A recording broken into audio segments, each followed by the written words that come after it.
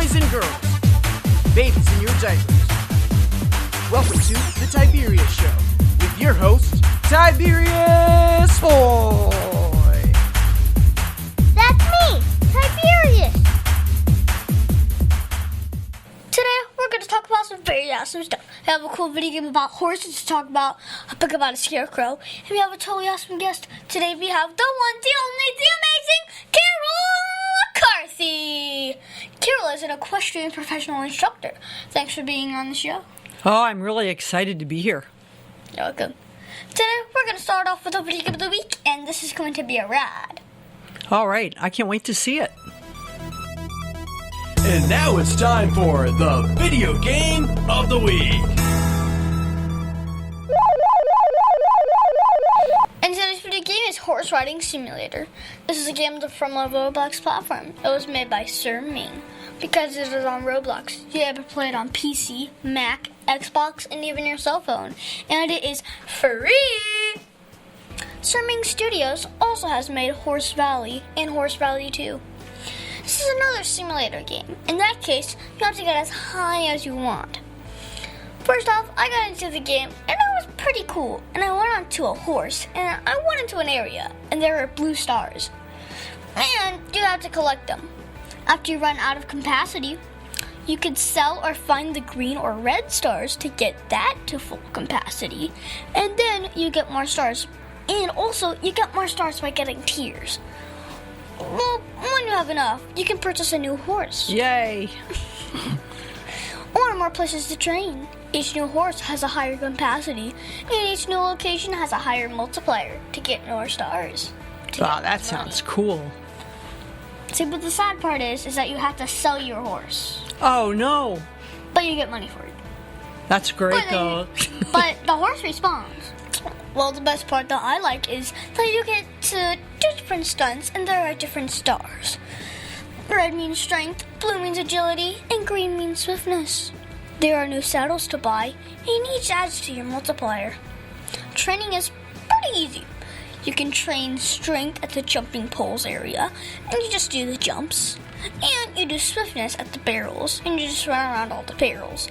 And you train agility at the circle yards. And this one's the easiest to get done fast, because all the stars are just close to each other, and all you gotta do is just spin around to get them. I give Horse Riding Simulator 10 out of 10 stars because it reminded me of when I got to ride a horse on the beach for my mom's birthday. Yay, that sounds so cool.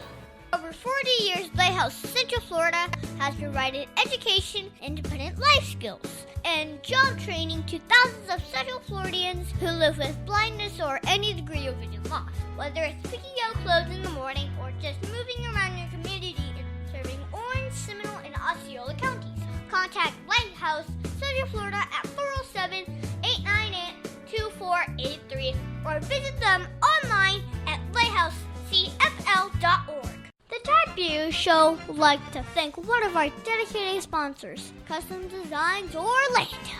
These guys are on Mills Avenue and do all sorts of stuff, ranging from photo ID badges, engraved signs, custom Braille ADA signs, vinyl lettering, to trophies and awards. They can ship products all over the United States. You can reach them at 407-898-0373. And now it's time for the book of the week, The Case of the Haunted Scarecrow. This book is written by James Preller. Let me read you the back of the book. Oh, in fact, Carol, would you like to do the honors? I would love to. Can Jigsaw Jones believe his eyes? His latest case will take him to the creepiest lawn in the neighborhood, but a detective must always follow the clues no matter where they lead. When that brings him to a haunted scarecrow, Jigsaw and Milla are in for their scariest case yet. This is a narrative book that is worth one whole point. It is rated for 3rd grade in 0th month. I don't really get that, but it's what it is. It is what it is. And you can get this book at the library or on Amazon. I really like these books. We again join Jigsaw with a very scary case, and we will be scared by a haunted scarecrow. First, his family's yard is covered with leaves, and his big brother won't help because He works at the gas station, and whenever he sees work, poof, he's gone. Sounds like my dad when Mom comes up with jobs to do with the house. So his brothers made a business to take care of the leaves and hope that the yards get cleared as well. Then his brother gets a text from his friend, and they have to find her necklace. And then they see a bike, and then they find a note in the other person's house. The note says, "We have your necklace. Pay me $3 and you will get it back." This is called a ransom. It is not very nice. So they decided to use Jigsaw's money. So he hid it in a tree, and then he hid in a tree to see who came and take it. A scarecrow moved to get the money. This is crazy. Well, I won't tell you the entire story, but it is worth getting the book. I give the case of the Haunted Scarecrow 10 out of 10 stars because I really like that they had to find the boy's bike. And this is a great series for any kid in 3rd or 4th grade. See David Smith Law.com. You can call him at 407-801-2667. Wait, you are not Chuck. My dad can help when people get hurt. He loves to help people. If you are ever injured at work or in a car accident, you should call my friend Chuck. You can call him at 407-801-2667. The website again is cwsmithlaw.com. Offices, Orlando. Does it actually have that much W's? Mid-State Fire has been providing top-quality fire equipment services for 3 generations to the Central Florida area. Don't wait for an emergency to repair. Call Mid-State Fire today at 407-246-8855. Get your fire extinguishers and emergency lighting for both your home and businesses by visiting www.midstatefire.com. That number again is 407-246-8855. And now it's time for the interview of an interesting person. Today's guest is going to be so much fun. Today we have the one, the only, the amazing Carol McCarthy. Carol's an equestrian professional instructor. Thanks for being on the show. Oh, I'm really glad to be here, talking about one of my very favorite things. So first off, how are you enjoying being on the show? You are amazing. I'm really happy to be here, talking about something that I love and getting to see you. You're so smart and enthusiastic. So now so my listeners can understand, what exactly is a professional equestrian instructor? Well, I started riding horses when I was about 2. And I started competing when I was 6, and then when I was 17, I started to get paid for what I did, and that's how you become a professional. So I got paid to ride horses and train horses and teach other people how to ride. So do you train horses or people? Both. I love training horses, and then I love training people when they're riding the horses. That's pretty cool. So I saw in your bio that you broke racehorses. Did you put them back together? Well, when I was 10, right around your age, we had horses in our backyard, and they didn't know how to be ridden. So my older brother, who was 5 years older than me, together, we taught the horses how to be ridden. And sometimes it was easy, and sometimes it was really hard, because they don't know how to have somebody on their back then, and it scares them. So I started when I was 10, and then I did a lot of that during my life. Then the old cowboy way of doing it, they would actually break the horses. That's why it's called that. They would sort of break their spirit, and they would tie their legs up, maybe make the horses lie down on the ground. They were mean to them. I didn't do it that way. I actually had the horses cooperate with me so that I could get on them, and they were happy to let me get on them. That's what I learned how to do. So I saw some videos of horse jumping. Which is harder, training the horse or training the person to do horse jumping? Wow, that's a really good question. I would say that horses naturally know how to jump something. But when you compete, they have to jump perfectly so that they arrive at the jump perfect. It looks smooth and easy. They're supposed to have a certain shape when they jump over the jump. And so it takes a long time to teach them how to do that. So technically you have to break them and then practice. It's all practice, yes. Just like anything that we learn as humans, it's the same thing with a horse. But horses never, ever forget anything like people do. They pay attention. Here's the thing about horses. You always pay attention to everything your dad says. No. No, right? Not Sometimes really. it's like he says the same thing over and over again, and you think, I don't really have to pay attention to that one, right? He always does. Okay, so when horses, because horses survive by running away from the things that might kill them, they listen like their life depends on it. You don't listen like your life depends on it, right? Because it doesn't really.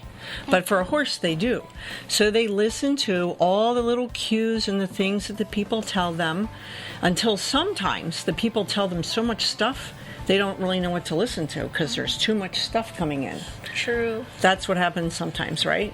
So horses love to learn because their survival is based on learning so they can live in a herd and survive together. So what is the best part about working with horses? It's kind of like a very intimate relationship because they listen and it's so exciting to teach them. Yeah. So what is the coolest trick that you ever did on a horse? The coolest trick that I ever did on a horse? Well, we had this horse who was going to be a national show horse, and she needed to strengthen her hind legs. She was young, but she needed to hurt some of the joints in her hind legs to be stronger. So I would walk her on her back up to very, very big jumps. And then from a walk, almost from a standstill, we made her jump over top of them so we could make her legs stronger. And that was super exciting. So what is the hardest part about working with horses? Patience, maybe? And being 100% responsible for what you're doing around them that makes them behave the way they do. Because they'll do what you say. And if they're not doing what you say, you have to look at what you're doing and say to yourself, I wonder what I'm doing wrong that they're not doing the right thing, right? So being 100% responsible for the results you're producing with a horse, that's the hardest part. And you have to be strong also, Very true. because they're big. True. Now your brother says that you started with ponies when you were 2. And you were competing at the age of 6. So did you always want to work with horses when you grow up? Yeah, I did. It's pretty cool that you achieved it. Oh, yeah. And we had to do it like it was serious. We did it every day on my way home from school. We didn't really go home. We went right to the barn. We would change our clothes in the car. And then every day, if it was 15 degrees outside, no matter what happened, we rode every day so that we would be ready to compete on the weekends. Well, if you could go back 10 years and tell yourself something, what would it be? Enjoy every moment.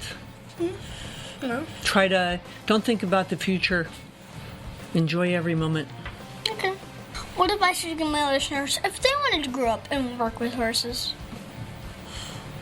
Oh, I think that it's great fun. It's great discipline. Find a professional horseback riding teacher that you love. You can go around to different barns and try different ones and see who you like. And be prepared to work hard. Okay. It's discipline. Something that you do all the time so you can build the right muscles and learn all the little tiny things you need to learn. There are a lot of little tiny things you need to learn to tell the horse what to do. Like what? Well, it's absolutely amazing, but you have your reins that goes to the horse's mouth in your hands, and you have your legs. But in the end, the way you tell the horse everything it needs to do is with your tiny little back muscles. So, somebody like you who's kind of like squiggling around, you would be telling the horse all kinds of things that you didn't mean to be telling them. And since you're on top of something that's big and powerful, it would teach you how to be focused because you'd be like, oh, I was just moving around my back and now my horse is doing something. I wonder why he's doing that. And it would teach you to be responsible and like really aware of everything that you're doing. And that to me is what's beautiful about teaching horseback riding. Because I can teach you about yourself while you're having fun. So now your brother says that you do sales training. Can you tell me more about that? Well, I sold a lot of horses. I worked in a very, very large stable. And most of the horses actually came from a place where it's called a killer pen. People would take their horses and send them there to go off to a place where maybe they would be used for dog food or something. And so we saved them and trained them and then sold them. Like, we had 35 horses for sale on a farm that had about 110 horses on it. And I rode 18 horses a day when I worked there. Wow. And it was super, super, super fun. So I see you ran your own animal hospital and did healer training. Can you tell me more about that?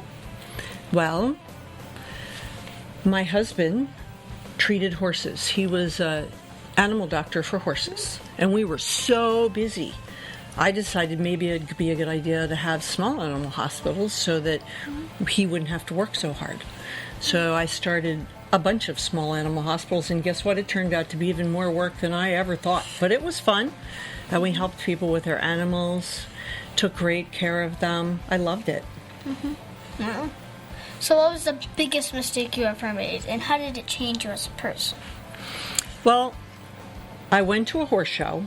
I was about your age. At the horse show was at a state fair. So right next to the arena was the Ferris wheel. And I took my pony into the ring, and he was sort of bad anyway. He was always trying to trick me. And we went around to the very first jump, and it was right by the Ferris wheel, and he veered off to the side. And I ended up hanging on his neck like a cartoon character underneath of his neck while he galloped all around the ring and went to the gate. I'm still hanging underneath of his neck. That was super embarrassing. And then when I got out of the ring, my riding teacher looks at me and she goes, "Okay, well, when are you going to get back on?" Like I could just kind of scurry around and turn around on his neck and get back up on his back. I was so embarrassed. So when you're not training or running a hospital, what do you do for fun? I love working outside. I know it sounds really crazy, but I like working in the garden. I like helping other people. I like people learning how to do the things they like to do in life. That's one of my very favorite things to do. Kind of like in the book of the week, Jigsaw Jones's brothers actually made a business to help other people's yards get cleaned up. Ooh, that sounds fun. You know why it's fun? One of the reasons it's fun, because it's you get an immediate satisfaction, right? First it looks like horrible, has weeds in it, and then you fix it and looks great. You don't have to wait. Happens right away. Is there anything else you think my listeners should know about you? I don't really know if there's anything else they should know about me, but if they ever get a chance to really spend some time or quiet time around horses where they're like grooming them, or maybe they're just working with them, or they get a chance to ride, I think if they really, really pay attention to what the horses are trying to tell them, they'll really learn a lot. That's cool, because sometimes people go, "Oh, I got on a horse and he was horrible," and you can't just plop on them and expect them to do the right thing. You need to really be quiet and listen, and that's one of the cool things about them. So what's that one question that you think I forgot to ask you? What was the scariest thing that ever happened when you were working with a horse? So what was your scariest story? So I went to a riding school, actually. I stayed there for a year, and we rode big horses in an indoor arena every day for maybe 3 or 4 hours a day. And so they used to make us do crazy things. And they told me to sit on the horse backwards. And I sat on the horse backwards, and it started running around the arena. And my riding instructor was yelling, "Jump off! Jump off!" And of course, if the horse was running one way and I'm looking the other way and I jump off, I'm going to fall flat on my back because I can't run backwards fast enough to keep myself upright. And so I couldn't get myself to jump off. And the horse is running around and around, and I'm backwards on him with no control. And I was so lucky it just stopped and I didn't have to jump off.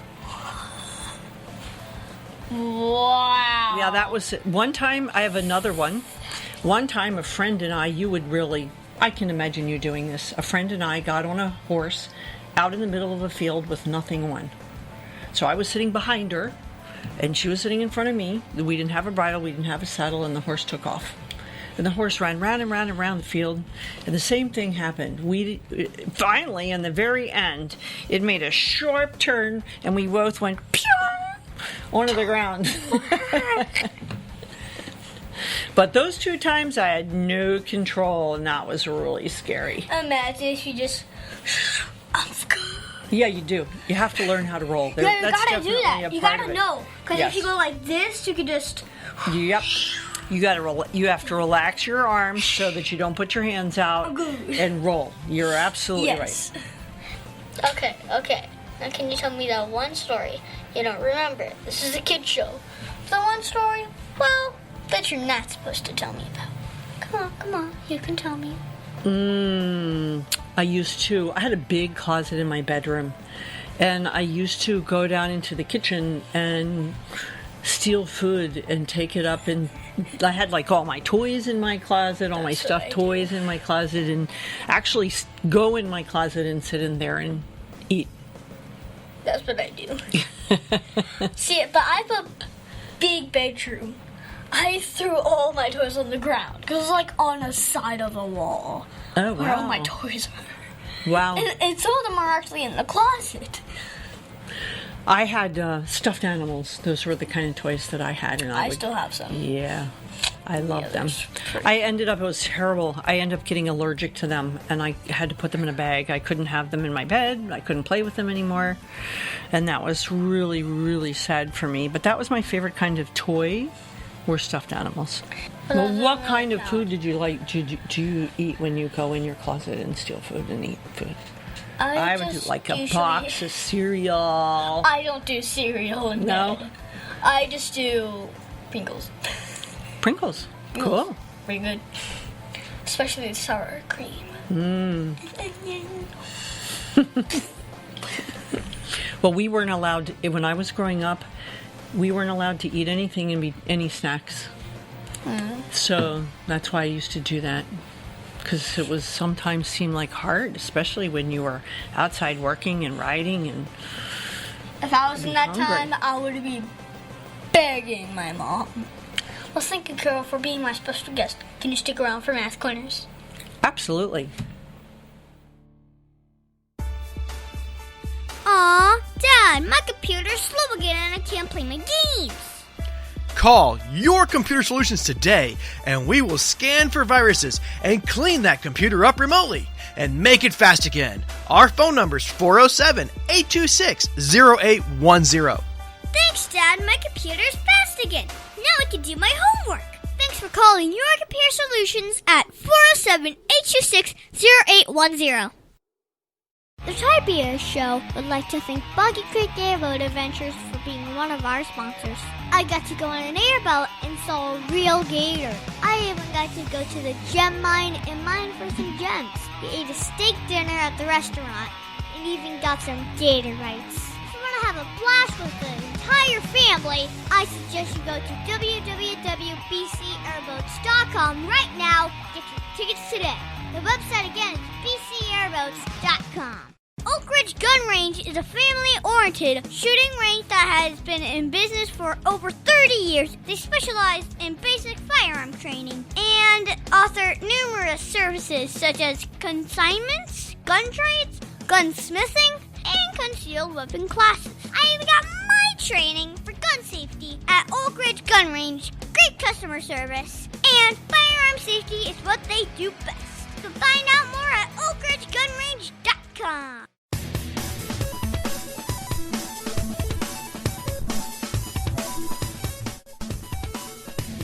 Tiberius' favorite subject, it's Math Corners! Thank you so much, Carol, for your help with Math Corners. Today, we're going to talk about horses. Wait, horses? What do horses have to do with math? So I've been doing my Excel.com problems, and they talk about decimals, which are really just fractions. Well, one of them had to do with horses. Most horse feed comes by the pound, and on the package it says to feed 0.5 pounds for every 100 pounds of body weight per day to an adult horse. So, first you have to find out the body weight of your horse. In this example, it was 1,100 pounds. That is a very heavy horse. Yes. Most horses are at least 1,100 pounds. I was going to say, maybe that's the average. But, yeah. So that means you have to give half a pound for every 100 pounds of weight. Well, if you take the 1,100 pounds, you can divide it by 100 and then you get 11. This means that you have to give half a pound 11 times to feed the horse correctly. So 11 times 0.5, well, that would be easy. That's 5.5, or a total of 5.5 pounds of feed. Perfect. That's perfect. So Carol, do you know how to use decimals and fractions? Well, I don't know if I know how to use decimals and fractions as well as you do, actually. That was amazing. Thank you. Thank you so much, Carol, for your help with Math Corners.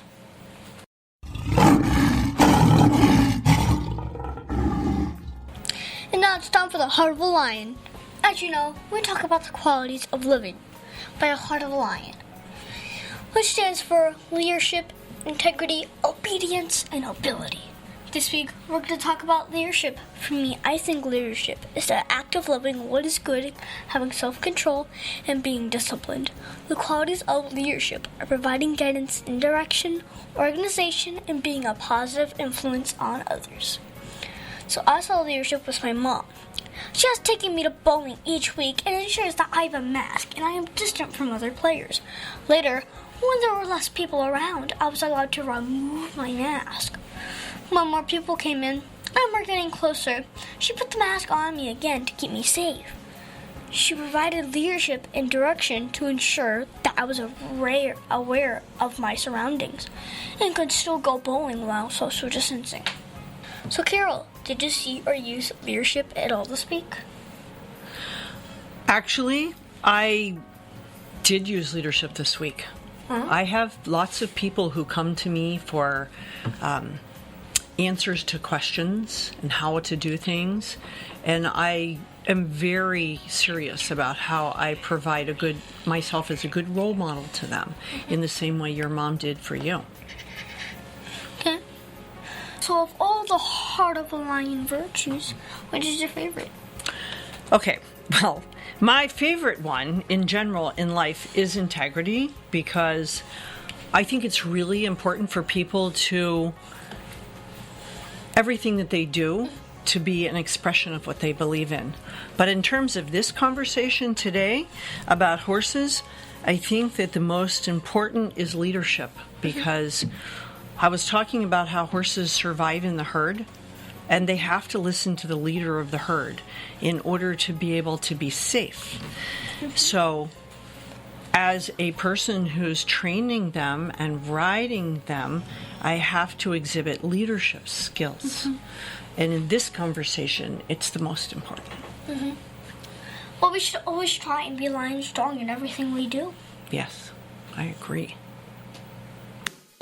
And that's our show, folks. I want to thank the one, the only, the amazing Carol McCarthy for being my special guest this week. It has been so much fun talking with you today, and I hope one day that I can go riding with you. You never know. That would be super. So if you want to get a hold of me, guys, you can get a hold of me at cbdforbetterliving@gmail.com. I also help people with their wellness with nutraceuticals infused with quality CBD. And be sure to listen to us next week on the Tiberius Show with your host, Tiberius Boy! Perfect. The Tiberius Show is not filmed in front of a live studio audience. Executive producer Joseph Boy. Production editor, Pierre Laguerre. Green Room manager, Danny Boy. And your program host, Tiberius Boy. The Tiberius Show is copyright 2018.